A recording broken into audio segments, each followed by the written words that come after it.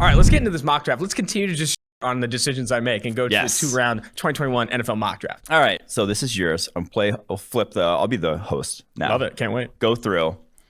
Pick by pick. We'll do the first round. It's a 2-round mock. If you want to see it, go to pff.com. It's the second feature. Number 1, Jacksonville Jaguars. Old hat at this point, Trevor Lawrence. Number 2, New York Jets, Zach Wilson. Those seem locked in. Do we think that that's locked in? That's locked in. It's locked the news coming out during BYU's pro day that the Jets are locked into Zach Wilson, and then the trade happening. I do think that the San Francisco 49ers are so confident the Jets are taking Zach Wilson. Yeah, it ain't rocket science to put those leaves together. And I think that's the best pick for them. Yeah, I do agree. So San Francisco 49ers, obviously after the trade, you have Justin Fields. I'm in agreement here. I just cannot fathom. I actually have an article coming on PFF.com today breaking down the fits of all of them. Fields, Lance, Mac Jones. I'm just going to give you a tease. Mac Jones, the reason why I think everyone's putting that fit together is because he did the most things that translate to Kyle Shanahan's offense. Like what he did is easily projectable. But Fields, isolating when he was doing similar things, crossing routes, over the middle of the field, working off play action, excellent. Absurdly good in those areas. Just didn't do it nearly as often. So, again, he's capable of running that offense with far more tools, far more physical ability than a Mac Jones. So, I digress. Number 4, you have the New England Patriots making a play, trading with the Atlanta Falcons, who will never in a million years be willing to trade with Bill Belichick after what they did to him. So, but going up against Trey Lance, and I think they will make a move. Is it Trey Lance? Is it Mac Jones? Whoever it's going to be. I do agree that they go up and make a move. And then here we go. Wild card pick. Cincinnati Bengals. Kyle Pitts. Just let's talk about that one for a second. Yeah. So what's interesting about the Kyle Pitts one is I did not know what I wanted to do here. You know, a lot of me wanted to go Jamar Chase. I talked to Anthony Tresh, PFF's Anthony Tresh, a ton about this. Do I go Jamar Chase, Kyle Pitts, or Penei Sewell? Mm-hmm. All three, the best prospects at their respective positions in this draft. And what I wanted to think about was which one helps them win more. And my final take was Jamar Chase, the difference between him and the 2 other good receivers in this class, or even Rashad Bateman. No, the 2 other like elite receivers in this class are elite prospects in Waddle and Smith. And then even to Bateman, the difference between what Chase brings to the table from even Bateman just didn't have me feeling all that great. And then I look at Penei Sewell. You know, you look at WAR, wins above replacement according to PFF. The difference between an average offensive tackle and an elite offensive tackle does not significantly benefit you as much as the difference between an average tight end and an elite tight end. And I'm confident Kyle Pitts is an elite tight end. You've said it before that he could be better than Darren Waller as a rookie. Like he could be a top 3 tight end in his position as a rookie. I'm not saying Penei Sewell isn't a dramatic upgrade over Riley Reif. However, I think a dramatic upgrade over Riley Reif does not do you as much in the win column as a dramatic upgrade over Drew Sample. And I think that's what Kyle Pitts is. Whoa, Drew Sample slander will not. Yeah, I'm going to cut that part from the podcast. Come on, But I'll add this too. Joe Burrow didn't take Riley Reif out to dinner, wine and dine the motherfucker, not to get his guy at 5. You know Joe Burrow's in the conversation. Joe Burrow either wants Chase or Pitts. I was going to say, would Chase not be his guy? No, I know Chase is his guy. I'm saying I think Joe Burrow wanted Riley Reif more than just to get protection and to heal that knee up, but he also wants it so they don't have to take Penei Sewell at 5, and they could go get either a Chase or a Pitts, and I think that's what the Bengals are going to do. Quinn, need your take. Pitts? Yay, nay. So I call him Kyle Tits because tits are awesome, and so is Kyle Pitts. So I call him Kyle Tits. I like it. Can we put that on a quote graphic? We can put that on a quote graphic. Kyle Tits. But no, so I think in this, to not get super long-winded here, I think he would actually be a good fit for the Bengals because even if you just put him out wide and gave him the same sort of targets that you tried to give AJ Green last year, which is over the middle and like big play contested catches downfield, if you watch Kyle Tits, his highlight tape, like that's where he's winning, like big contested plays downfield and over the middle. I think you could like plug him in there, even just as a wide receiver, and he would produce like 50, 60 catches in that offense. He would fit with Burrow. Like Burrow will give you a chance to make plays, contested catches. And in the second round, I have the Bengals taking Alex Leatherwood of Alabama. You know, you're still getting an offensive tackle there. If you want someone to start over Riley Reif and Jonah Williams, that's the thing. Like Alex Leatherwood, when I talked to him on the podcast, I think that interview comes out today. I think is that on today's podcast? No, yeah, it is. Today's podcast, we're talking to Alex Leatherwood. He brings up versatility. Like NFL teams talk to him a ton about versatility. He can play guard. He played guard at a high level in the SEC, and he can play tackle. And I think You can get you. It's all about what Sam Cosmi told me this. That's on a future episode. Sam Cosmi said one of the biggest things that NFL offensive line coaches say is we need to get our best 5 on the football field, and the only way you're getting your best 5 is you got guys who can play multiple positions. And Cosmi said he could do that. Mel Kiper Jr. We haven't talked about this. Has him ranked as a fucking guard. Cosmi? Sam Cosmi. It's 6'8". Yes, he's the number 2 guard behind Elijah Vera Tucker. Okay. When he has, and I remember I came out with a mock not draft. Play him at guard. I came out in a mock draft. And I said, hey, Arizona Cardinals could take Sam Cosmi at some point in the draft, and you could kick him inside the guard if you want to get your best 5 on the football field out of the gate, because I know they re-signed Kelvin Beachum or whatever. And people were like literally wanting me to die on the cross, suggesting that Sam Cosmi could ever play guard. Mel Kiper has him as number 2 guard. I don't think he would be. He's a better tackle prospect than he is a guard prospect, but you can't tell me he couldn't play guard. You can't say he can't play guard. But I would not want him there. No, neither would I. But I'm saying if you want your best 5 on the football field, that might be Cosmi at guard. Okay. On to the next 5 here. Miami Dolphins, after the trade up, obviously targeting one of the weapons. Jamar Chase here they get from LSU. Detroit Lions, finally Penei Sewell comes off the board to them. Carolina Panthers nab their guy in Mac Jones because they're kind of SOO with trade partners as it stands. Denver Broncos get linebacker Micah Parsons, and then Dallas Cowboys go Patrick Surtain. Do we think Penei Sewell falls to 7? Do we see a fall? So if the Bengals don't take Penei Sewell at 5, I do not think the Miami Dolphins will take Penei Sewell at 6. And I honestly would like Chase over Sewell for them too. I mean, as they develop that young offensive line, I really like Chase to help Tua with Will Fuller, with Mike Gesicki, with Devontae Parker. Like, let's go chase some offense. Let's go get it. Let's go put Alabama, Tua Tagovailoa in a position to succeed. And then at 7, I feel like Detroit Lions, even though they have Taylor Decker, put Penei Sewell over Tyrell Crosby. I think another former Oregon offensive tackle. Put him ahead of Crosby there. Because if the Lions 10-year starter. If the Lions, so that's what I would do. If I was the Lions, I would take Penei Sewell at 7 if he's there. But the Lions could easily lock into a guy like Micah Parsons. They lock into Michael Parsons. They want that guy on their defense. Then at 8, I don't think the Panthers do it. Panthers need a quarterback. They're one of the biggest losers of these trades. I mentioned that in the analysis on the mock draft. They're one of the biggest losers because it's likely that they're going to be stuck with the 5th best quarterback in this class in Mac Jones at number 8. However, then I think if the Panthers, so say the Lions pass on Sewell, Panthers pass on Sewell at 8, I think the Broncos are another spot. Yeah. And I know they got Juwan James coming back from opt-out, and I know they have already paid Garrett Bowles big money, but you don't know what Juwan James is going to be after an opt-out. He hasn't even been that good even in his career. He's been kind of league average. Yeah. Bringing in Penei Sewell as an upgrade at right tackle for the Broncos, I think, could be a play as well.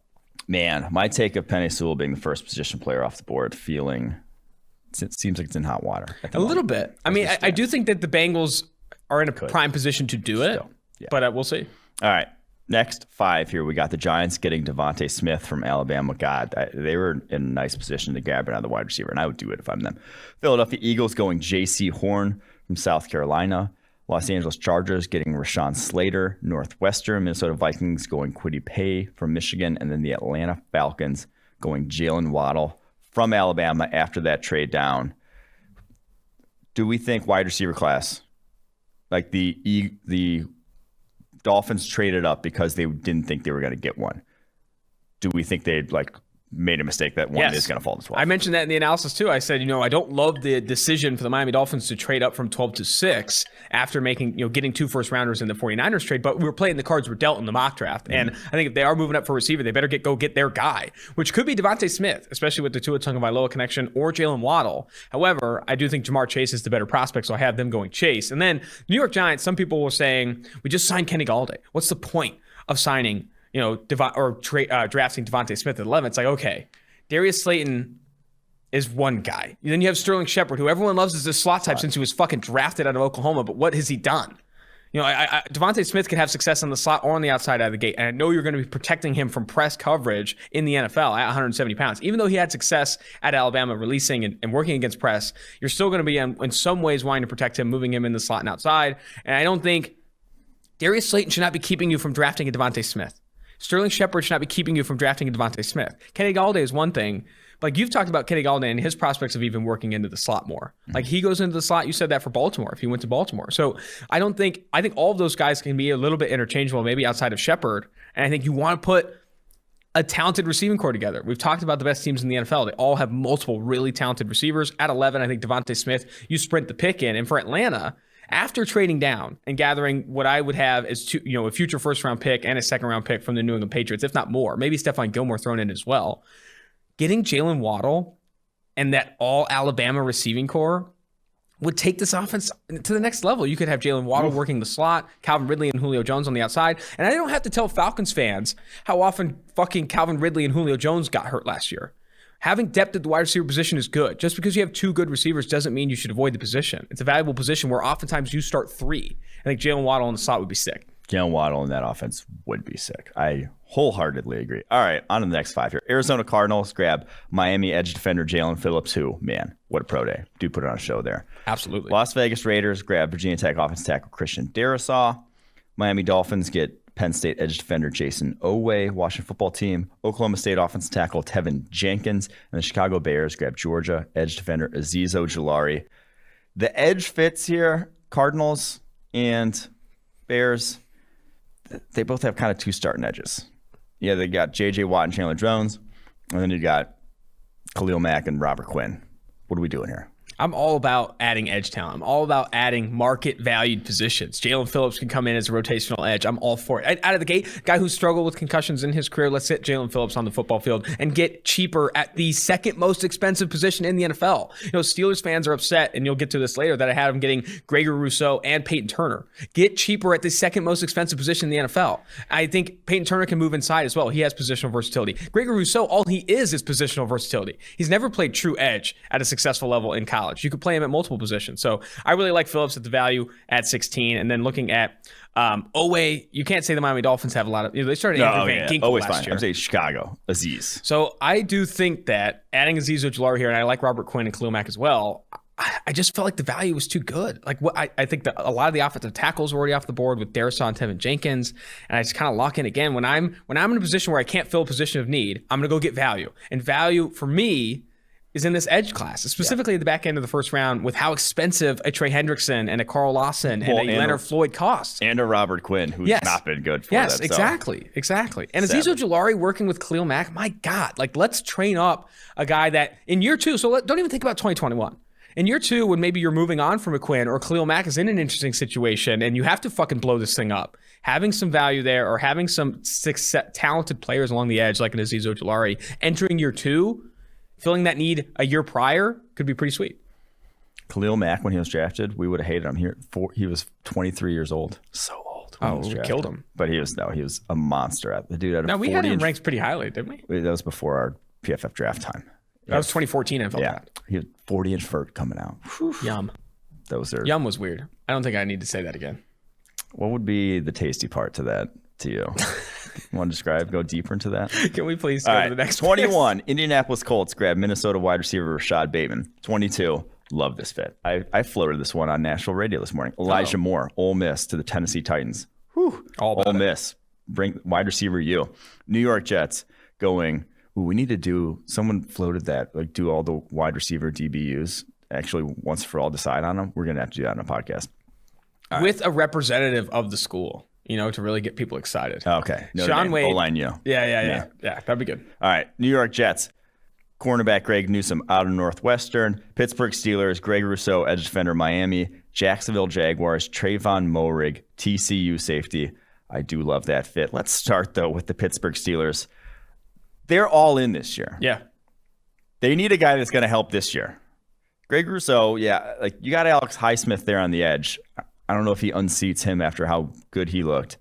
And Greg Rousseau also, this is obviously before his pro day, but his pro day was just absolute trash. Yeah. Was not good. I think now with the pro day, he literally, his best trait is that he's tall. He's 98th percentile height, 6'7", 34 3/4 inch arms, and actually his hand size, 11-inch hands. But then, man, although I will say 4'6", 40 at 260 is not bad. But then the rest of his testing numbers, 9.7 broad jump, 7.5 3 cone. He did like 3 cone.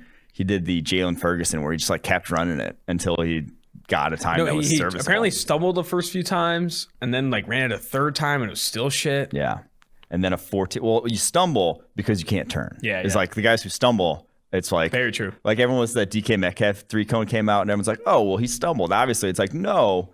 you stumble because you can't make that 180 That's a great 360 turn well enough. So in hindsight, and then a 30-inch vertical. In hindsight, I don't think I have Greg Rousseau going 24 to Steelers. There's a chance he falls out of the first round with how bad that pro day was. And I do think so. It's a combination of how bad that pro day was, and also he's played 1 year of college football as a redshirt freshman at a position no one plays in the NFL, rover or whatever the fuck. Like some defenses have that guy in their defense, but like not a lot of them.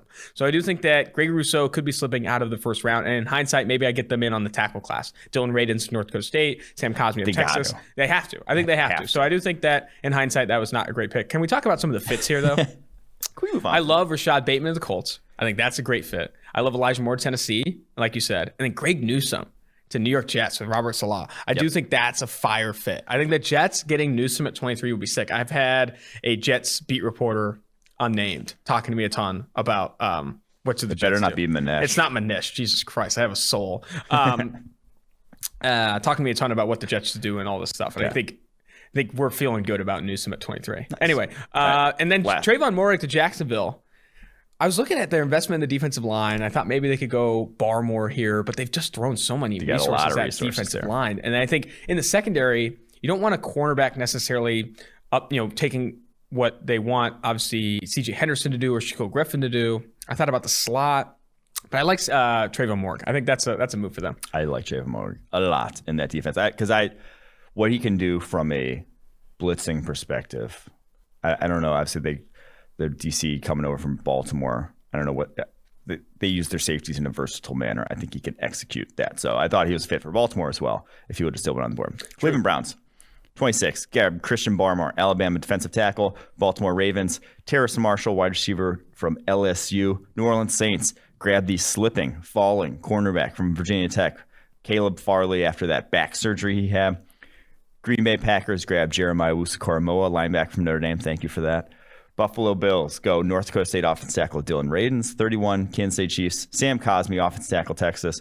Tackle heavy here. 32. Buccaneers go Walker Little, Stanford, offensive tackle. I'm predicting a run on tackles at the back end of the first round because one. Did you do the mock and you're like, oh shit, I forgot about it? No. I think this is going to happen. One, this is a good tackle class, and it's got depth, and I think there's a lot of value in it at the back end of the first. Two, you want that fifth-year option with these guys. You want a fifth-year option with your offensive tackle. It's an expensive-ass position. You want that fifth-year option with guys also that oftentimes don't develop into like legitimate starters until year 2, year 3. Look at Colton Miller. Colton Miller had the best season of his career this past year and ranked inside the top 10 in pass blocking grade, and they just signed him to an $18 million per year extension. I think getting that fifth-year option with these guys, I think, is super important. So I do like Walker Little to Tampa Bay, and some people are like, we just signed Donovan Smith. Tristan Wirfs was rookie of the year. Why do we need tackle? Donovan Smith's going to play out the rest of his contract in Tampa Bay, if not get cut after this season, depending on how they structure that contract. Why in the hell are you drafting for needs and people want them to go running back? It would be absolutely atrocious if the Tampa Bay Buccaneers went running back at 32. Atrocious. It could be Najee. It could be Travis Etienne. It could be Javonte Williams. It'd be atrocious. You look at the Kansas City Chiefs a year ago, who took a running back at 32, and now have it needs at corner, offensive tackle, pass rusher, across wide receiver. That's where the Tampa Bay Buccaneers could be in 1 year. 1 year's time, your roster could develop significant needs and multiple valuable positions. Don't spend high-end resources on luxury picks like running back. I think tackle here makes more sense. So I will say, though, to note about the fifth-year option, under the new CBA, it is far less favorable to the teams. The team? Really? Yes. It is far better for it's closer to what, like a tag? It's closer to a tag. Which at the same time, though, like teams are willing to do when you have that blue chip. But it's when it only makes sense. It only really saves you when it is the blue chip guy. Yeah, fair. So some of the other picks here, I just don't know. I don't know where Barmore is going to go. And I don't know if he could slip past the Browns at 26, who I know have invested a bit in the defensive line and just in the secondary as well. I think Barmore to Cleveland, though, I could see being where his fall stops. I like Terrace Marshall to Baltimore, big-bodied guy for Lamar Jackson. That one's a great fit. And Caleb Farley, that's another guy where I don't know. The back surgery is one thing. I'm not a doctor. Your dad is, your brother is, and your sister is. But sister-in-law. But I'm not. So I don't know how far he's going to fall. I don't think the New Orleans Saints, with Marshawn Lattimore taking mugshots lately, would pass on Caleb Farley and what he could do in that defense. We got to ask Dr. Chow about pro football. Which one of your brothers is a lawyer? Because we also need to figure out what the fuck's going on with Marshawn Lattimore. Your mom's lawyer. Oh, okay. Yeah, we can get her on. Get her Marshawn Lattimore. Get her on. She'd love to come on. And so forth. All right. That's going to do it for the first round. If you want to check out the second round of the mock draft, you should go to PFF.com. We're not going to read every pick of the second round, are we? No. All right. Cool.